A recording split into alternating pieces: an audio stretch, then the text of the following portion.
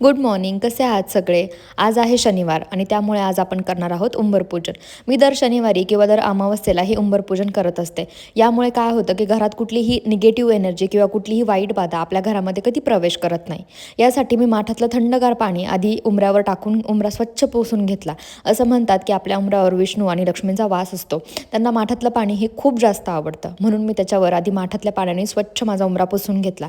त्यानंतर हे हळदीचं लेपन केलं. आपली स्वयंपाकघरातली हळद घेऊन मी त्याच्यामध्ये गुलाबजल, चंदन अशा सगळ्या गोष्टी टाकून मी त्याच्यामध्ये मिश्रण तयार केलं आणि ते मी उंबऱ्याला लावून घेतलं सगळ्या बाजूने.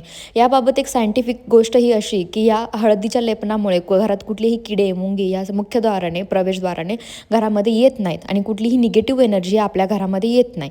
त्यानंतर उंबऱ्यावरती मी छानपैकी अशी रांगोळी काढून घेतली आहे. त्याच्यामध्ये रंग भरले आहेत आणि ही म्हणजे कशी सकाळी सकाळी छान उंबऱ्यावर अशी रांगोळी काढली, उंबरपूजन केलं की मनालाही आणि घरालाही खूप छान आणि प्रसन्न वाटतं. मी छान अशी मस्तपैकी रांगोळी काढून घेतली. माझ्याकडे लक्ष्मीची पावलांची छाप होते, तेही मी त्यात उंबऱ्यावर टाकले आणि त्यानंतर हळदी कुंकू आणि फुलं वाहून ह्या उंबऱ्याची पूजा पूर्ण केली. मला माहिती आहे की अनेक जणींना सकाळी सकाळी एवढा वेळच मिळत नाही की जेणेकरून आपण खूप छान सुरेख रेखीव आणि खूप मोठी अशी रांगोळी काढू शकत असू.